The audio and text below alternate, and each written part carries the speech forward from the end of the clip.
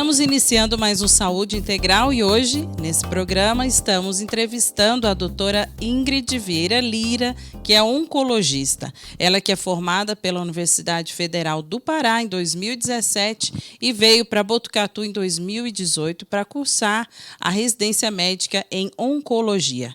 Ela que também trabalha no Hospital das Clínicas e também na Oncomed. Seja muito bem-vinda, doutora Ingrid. É um prazer estar aqui com vocês, né? Doutora Júlia, aqui, que foi minha companheira desde os trabalhos do pronto-socorro. Então, é um prazer estar aqui na TV Alfa para conversar um pouquinho sobre oncologia. A oncologia é uma das especialidades mais importantes que atua no atendimento aos pacientes com câncer. No dia 4 de fevereiro, nós temos o Dia Mundial de Combate ao Câncer. E, doutora Ingrid, quais são os tipos de câncer mais comuns hoje no Brasil? Então, a gente costuma dividir entre mulheres e homens, né? Então, os cânceres mais comuns nas mulheres são câncer de mama. Em regiões do país que são mais subdesenvolvidas, a gente tem um câncer de colo de útero, que inclusive é um câncer prevenível com as vacinas que a gente tem nos adolescentes hoje em dia. E nos homens, o câncer mais comum é o câncer de próstata, coloretal. Tá? Então, a gente tem essa divisão aí entre a população feminina e masculina. A gente que veio do norte, né, que tem uma passagem, né, de trabalho no norte do país, o índice de câncer de colo de útero supera o câncer de mama, né? É um dado alarmante, né? Eu acho que não chega a superar, mas é triste a gente ver uma coisa que é prevenível, né? E tanto com as vacinas hoje em dia que tem pelo Ministério da Saúde, né? Quanto a gente fazer o rastreamento com Papa Nicolau anual, né? Das mulheres, né, com vida sexual ativa, né, como as de 18 anos, tem indicação de fazer o rastreamento com Papa Nicolau, que conseguiria ver a lesão precursora inicial e a gente consegue fazer um diagnóstico precoce. A gente fala comparando com o restante do Brasil, né? Já não tem tanta incidência nas regiões sul, sudeste, centro-oeste, na quantidade que tem dos casos na região norte. Sim, né? Sim. E é um câncer que como você disse, né, é prevenível, é evitável, né? Então, nós temos aí tantas informações, né? Temos programas como esse, temos campanhas, né, falando sobre a questão do HPV, né, do vírus papiloma humano, que é o causador, né, o principal causador do câncer de colo de útero, e a gente ter tantas mulheres ainda acometidas e, às vezes, em situações de diagnóstico já tardio e com risco, né, de vida. É muito triste mesmo, né? E o câncer de colo de útero não é brincadeira, assim. Quando a gente vê pacientes que já têm a doença avançada, é um tratamento que é mórbido, né, porque envolve quimioterapia, radioterapia pélvica, né, que é um tratamento muito tóxico. E quando muito agressivo. E né? quando tem doença à distância, é um tumor que costuma ser agressivo. Então, a gente tenta, o máximo possível, trazer para o rastreamento e prevenir que ele surja para que as mulheres vivam melhor. Com certeza. E o câncer de mama, a incidência ainda é muito alta, né? O que vocês percebem? Aumentou o número do diagnóstico com rastreio da mamografia ou realmente a doença está aumentando mesmo a incidência na população devido às condições de vida, os hábitos, né, diários? Como que está essa avaliação da especialidade em relação ao câncer de mama? A gente tem o dado, né, que ao longo da vida uma mulher tem em torno de 15% de risco de ter câncer de mama. Só de ter mama a gente tem risco de ter câncer, né? E com o envelhecimento as células se tornam mais velhas e mais predispostas a qualquer mutação que ocorra, né? Então a gente se expõe ao sol, cigarro, comida, né? Então vai tendo mutações nas nossas células e pode se desenvolver a célula tumoral. Então, ao longo da vida, uma mulher tem em torno de 15% de risco de ter câncer de mama. Hoje em dia, o que a gente tem visto é que cada vez mais está acometendo mulheres mais jovens. Então, tenho muitas pacientes de 30 anos, 20 e poucos, 30 e pouquinhos. Então, aquela faixa de rastreamento de mulheres após os 50, de fazer mamografia, isso não é uma realidade que acontece hoje em dia. Então, para qualquer mulher, eu sempre indico, mesmo as jovens, ultrassom de mama anual, que nem o Papa Nicolau, né? Então, é uma coisa... A gente tem visto mulheres mais jovens sendo acometidas por câncer de mama, né? Não sei explicar, a gente ainda não tem ainda muitas respostas do porquê que está acontecendo isso, né? Se é nosso hábito de vida, né? O consumo de suco de caixinha, que a gente não sabe muito bem o que tem dentro, né? Não é um suco de laranja, é um suco processado que tem sabor de laranja. Então, a gente não sabe se é o consumo de ultraprocessados e embutidos que está tornando o nosso DNA mais frágil e mais propenso a ter câncer assim, em idades mais precoces. O Ministério da Saúde preconiza, né, a mamografia com mulheres entre 40 e 50 anos, iniciar esse rastreio, mas, na prática, iniciar esse processo quanto antes. O quanto antes. A gente tem... aqui em Botucatu, a gente tem um acesso à saúde bom, né? Assim, nos postos de saúde, a gente consegue ver que as coisas andam. Então, as mulheres precisam procurar, né, uma avaliação anual, que seja, né, o check-up anual. Avaliação da mama, né, da parte ginecológica, fazer um exame de sangue de rastreio de tudo, né, de colesterol, glicose, né, para a gente prevenir o quanto antes assim, doenças crônicas. Sim. O uso do anticoncepcional, o uso dos hormônios, aumenta o risco de câncer de mama? Hoje em dia, os anticoncepcionais, assim, a gente não tem dados muito sólidos de que há um grande aumento de risco, né, de câncer de mama. Mas, hoje em dia, a gente vê muito mais questões de estética atrapalhando um pouco do processo do risco de ter câncer, né? Então, hoje em dia, a gente tem aqueles polêmicos chips da beleza que os profissionais vendem como uma melhora da qualidade de vida para mulheres que estão, né, às vezes, na menopausa, né, com queixa de baixa de libido, de fadiga, como aquilo sendo a solução dos problemas. Muitas vezes a gente não sabe muito bem o que vem dentro, né? Taxas de hormônio, testosterona, hormônios femininos e talvez isso no futuro a gente comprove que tem verdadeira influência em relação a risco de câncer de mama. Muito bem. Dentre os tipos de câncer mais comuns, a gente tem aí os cânceres de pele não melanoma. O que seria o câncer de pele não melanoma? E é o câncer mais simples, diríamos assim? É isso? Ele é um tipo de câncer, na verdade, que tem muita relação com exposição solar, né? Então, ao longo da vida, né, geralmente a gente vê em pessoas um pouco mais velhas que não se protegeram com protetor solar ao longo da vida e a pele vai tendo danos, né, pequenas mutações. Então, são lesões que não são muito profundas, né, e nem tem risco de metástases, né, de doenças à distância. Mas é um câncer de pele. Mas é um tipo de câncer de pele, né? De maneira geral, quem cuida mais dessa parte são dermatologistas, que são, né, que fazem o diagnóstico, fazem a retirada da lesão, né, mandam para biópsia e acompanham aquele paciente pelo menos uma vez ao ano para avaliar a avaliação da pele, né? Então, geralmente são cânceres que têm muita relação com exposição solar. São pessoas mais velhas, de mais pele brancas. branca. E nesse período do verão aumenta muito o risco, né? A exposição nossa à luz solar é muito grande, né? Tem relação com a luz artificial, o câncer de pele? Não tem. Não, né? tem, mas a exposição solar mesmo.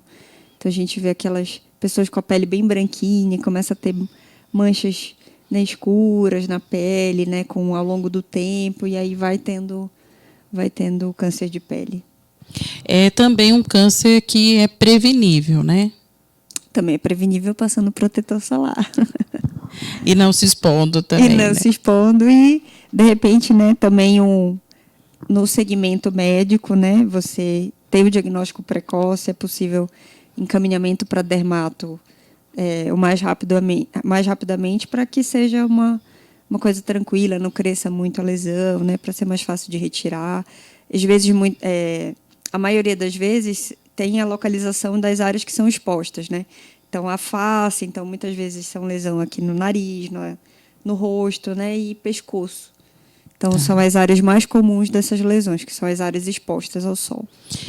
E o câncer de pele melanoma, que é mais profundo, tem uma crosta, tem uma coloração mais escurecida, esses são de maior risco? Esses são de maior risco, perigoso, né, dos cânceres de pele. O melanoma também é mais comum em pessoas de fototipo, né, que são bem brancas, e geralmente surge como uma mancha, que vai tendo vários tons de coloração, às vezes fica sangrando, né? Então, o dermatologista, ele é treinado, né, tem o olho treinado para olhar aquela lesão. Se é suspeita de melanoma, já prossegue com a retirada da lesão, ampliação das margens, encaminhamento para o oncologista. E é um câncer que pode dar metástase também. Esse é perigoso.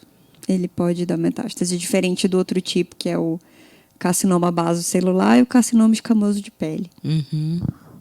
Em relação ao câncer de pulmão, né, a gente vê aí as pessoas tendo uma exposição cada vez maior, né, ao tabagismo, ao uso agora do narguilé, né, e tem mesmo relação direta com o câncer de pulmão, e isso também depende do tempo de exposição, ou, por exemplo, eu fumei um certo tempo e parei há tantos anos, não tenho mais risco, ou aquela exposição que eu tive lá no passado, ela vai ficar guardadinha lá e pode desencadear a doença também do câncer de pulmão. Como que é essa relação? Com certeza, o tabagismo ele é um clássico fator de risco para câncer, né? Porque gera muita resposta inflamatória no corpo e isso ao longo do tempo, mesmo que você pare de fumar, aquela cicatriz na célula vai ficar e aumenta o risco não só de câncer de pulmão, mas outros cânceres que têm muita relação com o tabagismo, né?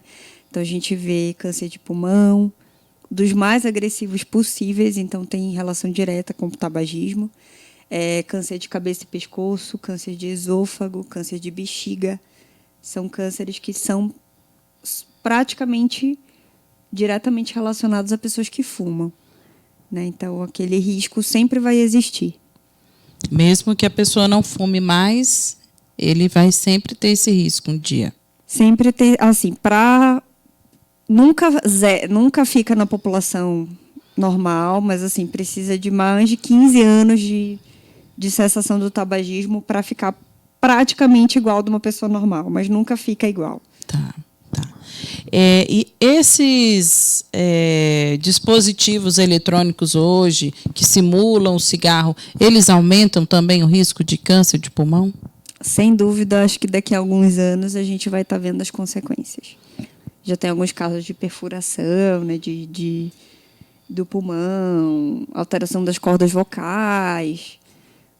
Hoje em dia está muito recente para a gente ver a relação com o câncer, né? Que é geralmente uma exposição ao longo dos anos. Que é um hábito que iniciou agora, né? Então, hoje em dia a gente ainda não vê muita relação, mas acho que ao longo do tempo com certeza vai ter. Dentre os tipos de câncer, os mais que têm assim, mais agressividade seriam os tumores do fígado, do pâncreas. Eles têm relação direta com a nossa alimentação? Direta é difícil dizer, né? Então, que a gente vê mais de alimentação e está vendo em pessoas mais jovens é o câncer coloretal, que a gente sabe que o maior consumo de carne vermelha, embutidos, ultraprocessados, aumenta o risco e tem ficado em pessoas mais jovens, né? Câncer de pâncreas, infelizmente, é um câncer agressivo, às vezes tem relação com mutações genéticas, e não costuma ter muito risco em relação à alimentação em si. Então um fator mais genético. É mais genético ou ocasional, né? Uhum. Com o envelhecimento, pode ser que as células mudem e desenvolvam um tumor. Tá. Do câncer coloretal, quais os sinais assim que a gente precisa estar mais alerta na relação do trânsito intestinal? Quais os sintomas, assim? Porque é um câncer difícil de diagnosticar, né? Tem que estar bem avançado para você ter uma suspeita maior, né? Como que a gente pode tentar fazer essa avaliação mais precoce possível? Vale ressaltar que nem a gente está falando desde o início do programa sobre prevenção, né? O câncer coloretal também é um câncer prevenível, porque a partir dos 50 anos o Ministério da Saúde recomenda que toda a população faça colonoscopia, que é o exame que olha todo o cólon por dentro e ele é capaz de ver lesões precursoras do câncer. Então, como se fossem verrugas ali, que chama adenoma, que ao longo de vários anos ele se desenvolve e vira um carcinoma. Então, a colonoscopia a partir dos 50 anos, né, para a população geral, ela é indicada para o rastreio. E se você já teve algum parente com câncer coloretal mais jovem, então, por exemplo, meu pai, meu tio teve câncer com 50 anos. Então, o Ministério da Saúde recomenda que o rastreio seja pelo menos 10 anos antes do familiar que foi acometido pela doença, né? Então, é um câncer novamente prevenível, que a gente consegue diagnosticar precocemente com essas lesões precursoras. E, geralmente, dependendo da localização do colo, ele pode se apresentar com alteração do hábito intestinal. Então, aquela pessoa que toda a vida teve o hábito intestinal certinho, diário, uma vez ao dia, uma vez a cada 2 dias, começa a alternar mais, então as fezes ficam mais afiladas, fica mais constipado, né? Ou às vezes sangramentos, né? Então, por exemplo, é possível também diagnosticar precocemente quando tem aquele sangue oculto nas fezes positivo, né? Então, tem algum lugar que está tendo sangramento. Aí faz a pesquisa com colonoscopia ou endoscopia para avaliar se tem algum local do trânsito do trato gastrointestinal que esteja sangrando. A doença hemorroidária, ela aumenta o risco de câncer coloretal? Não aumenta. Não aumenta, tá? Dá muitos sintomas de desconforto, né? Porque pode ter sangramento, dor, né? Se a pessoa ficar constipada, aquilo pode piorar o incômodo local, mas ele não aumenta o risco de câncer. Tá. Em relação ao câncer de próstata, né? Às vezes a gente esquece tanto, né? É um câncer também que tem uma chance de rastreio precoce, né? E a gente só lembra dele no final do ano, né? Em novembro, no Novembro Azul, né? E tem mudado também em relação, como o câncer de mama, o rastreio do câncer de próstata tem mudado ao longo do tempo, tem novas diretrizes a respeito da investigação do câncer de próstata nos homens? Hoje em dia, na verdade, a gente tem falado de muita respeito ao rastreamento do câncer de próstata e decisão compartilhada sobre o prosseguimento daquela investigação. O câncer de próstata, de maneira geral, ele é um dos mais comuns nos homens e, de maneira geral, ele tem uma apresentação indolente, porque mesmo que tenha o câncer de próstata, ele demora para se desenvolver. Então, às vezes, tem aquele vozinho, né, já frágil, que tem outras doenças graves, aí o PSA vem um pouco aumentado e prossegue a investigação do vô, né? Uhum. E o próprio diagnóstico ele é difícil de fazer, né? Porque envolve a ressonância pélvica, uma biópsia que é um procedimento também relativamente arriscado, né? Então, hoje em dia, a gente tem meio que ponderado em relação ao diagnóstico do câncer de próstata, né? No caso dos homens mais velhos, dos homens, né? mais velhos, mas para jovens, né, a gente sempre recomenda que nem os outros rastreamentos, o PSA e acompanhamento específico com o urologista para ver ou não a necessidade de prosseguir a investigação do tumor, que também tem muitos tratamentos efetivos para aquela condição. Mas a faixa etária do câncer de próstata não vem reduzindo, não? Não. E tem risco com a hereditariedade? Se o meu pai teve, os meus irmãos têm maior risco? Como que é essa relação? A maioria dos cânceres, né, como é uma informação até que muita gente pensa, né, ninguém da minha família teve câncer e eu tive câncer, né, mas na verdade é assim. A maioria dos cânceres eles são ocasionais, eles ocorrem no indivíduo ao acaso, né? Então, a minoria dos tumores, então menos de 15% dos casos, tem relação genética, né? Então, a gente tem, por exemplo, a mutação do BRCA, que aumenta risco de câncer de mama para as mulheres, mama e ovário nas mulheres da família, e se for homem, pode aumentar o risco de câncer de próstata, né? Então, tem algumas síndromes genéticas relacionadas ao câncer de próstata. Você aconselha fazer o rastreio genético? Como que é hoje, né? É um exame que está entrando na moda, né? Está ficando aí bem discutido, né? Na mídia. Como oncologista, você aconselha as pessoas terem esse estudo genético? Hoje em dia, informação é uma coisa importante, né? Então, debater sobre o que você vai querer fazer com aquela informação, porque pode gerar muita...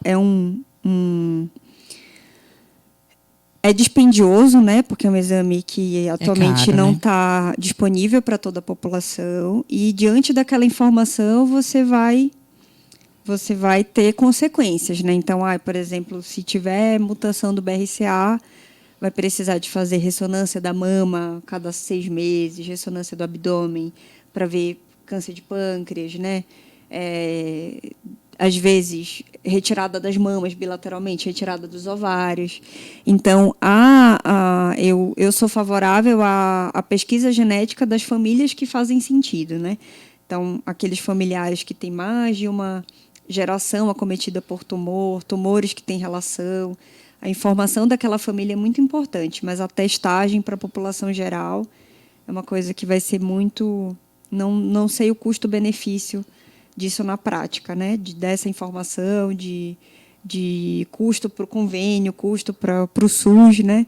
Então, eu acho que para a família que tem indicação de fazer é importante, mas para a população geral, acredito que não. Por curiosidade, não deveria fazer, né? Acho que não. Até porque vai desencadear outros transtornos, né? Outras patologias, inclusive mentais, né? Mentais, exatamente. Ansiedade, né? O exame, né? Eu tenho uma mutação, a qualquer momento eu posso ter câncer, então eu acho que não é muito saudável nesse momento.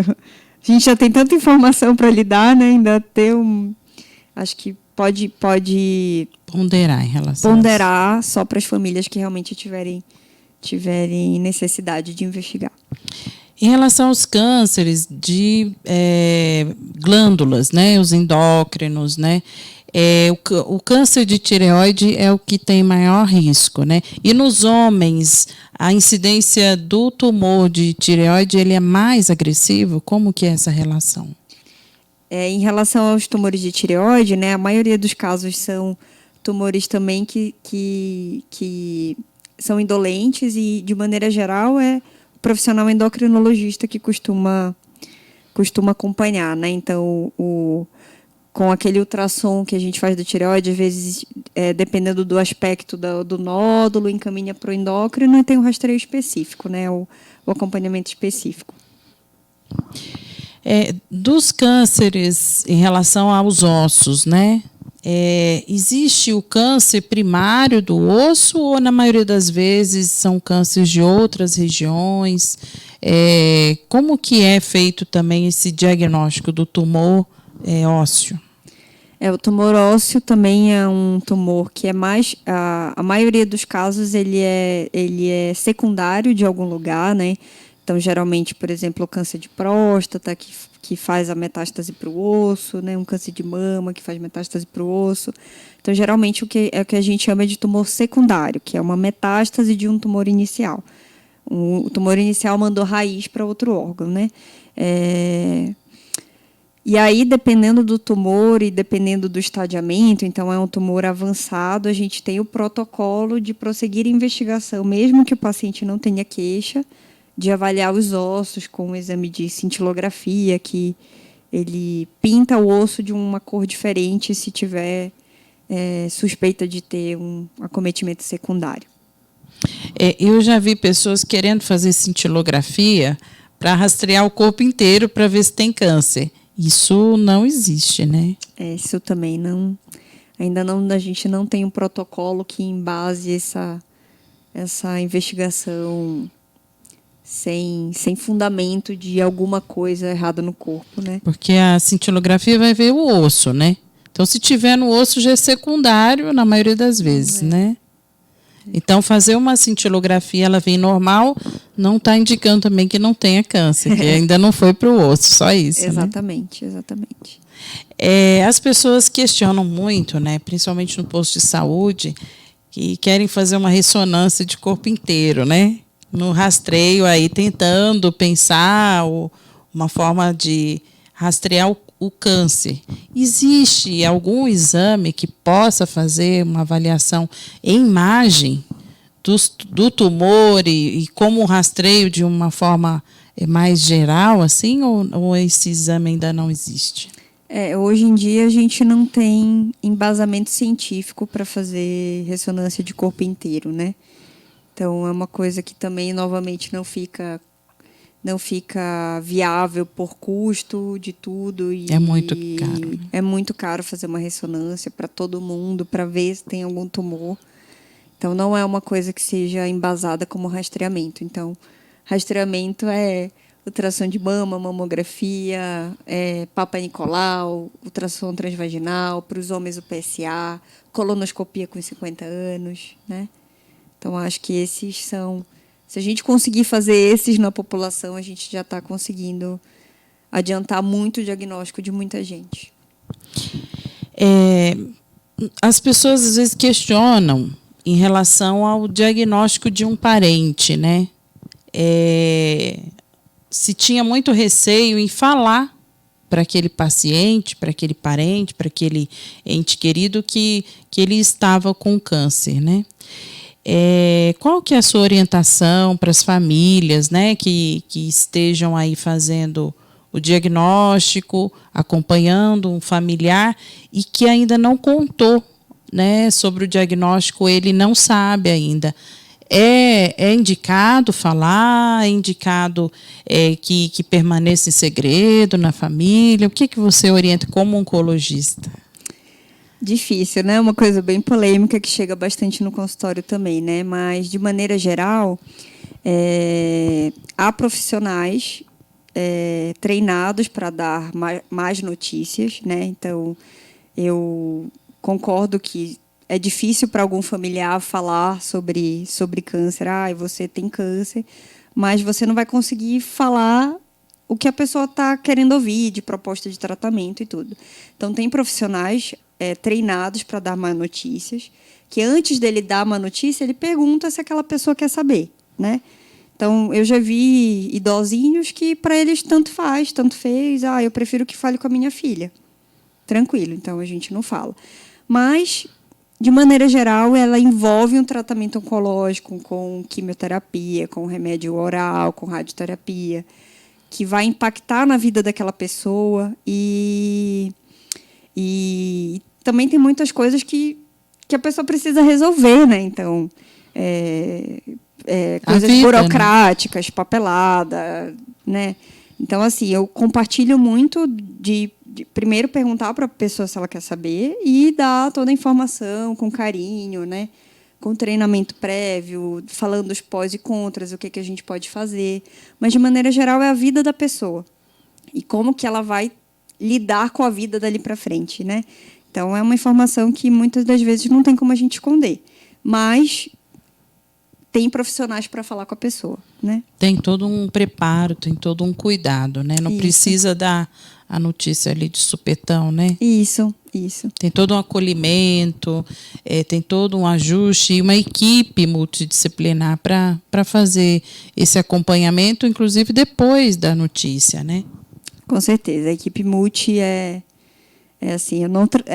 muito importante para o trabalho de todo mundo, né? Acho que todo médico, todo profissional deveria ter uma equipe multi para chamar de sua. Uhum. Eu tenho o maior orgulho da minha. E que a gente tem nutricionista, psicólogo, odonto. E a gente consegue promover saúde independente de muita coisa, né? Uhum. Então, às vezes, no SUS, que a gente não tem acesso a algumas medicações que tem na rede de convênio, por exemplo, a gente consegue ofertar saúde para as pessoas em outros aspectos, né, que é muito mais acolhedor e tudo. E o paciente terminal, né? A gente vê o paciente já fez todo o aparato de tratamento, já tentou cessar aquela lesão de várias formas, de vários métodos, e aí chega a hora H que não está dando tanta resposta mais, né? Como que é esse preparo, né, desse paciente, e encaminhar esse paciente para um paliativo? Como que é esse envolvimento, essa questão tão necessária, né, para esse final de vida, né, desse paciente? Não é um processo fácil também, né? Nós, como profissionais que lidamos com oncologia, a gente casa com os pacientes, né? Então a gente vira da família deles, pega na mão nos melhores e nos piores momentos. E geralmente a gente vai vendo ao longo do tempo que às vezes o tumor vai se tornando resistente àquele tratamento que está sendo feito, mesmo com várias opções de tratamento, ele vai avançando, né? Então é todo um processo, né? Então a gente muda a ótica da coisa, né? Então, em vez de a gente tratar o tumor, que a gente vê que não está mais fazendo efeito, a gente, então, muitas vezes, aquela expressão de não tem mais o que fazer, às vezes é usada de maneira inadequada, porque tem muito o que fazer, porque você pode cuidar da pessoa, né? Independente do que está crescendo por dentro.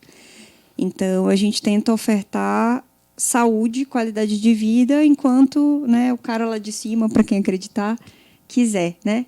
Então, a gente dá qualidade de vida, dá conforto de todos os sintomas que podem existir, dor, falta de ar, sofrimento existencial, depressão, né, para que aquela pessoa viva bem o tempo que for possível, né? E é um processo também difícil, que precisa da equipe multidisciplinar, precisa de acolhimento, né, de rede de apoio. Então, não é um processo fácil, mas que a gente tenta cuidar com o máximo de carinho possível.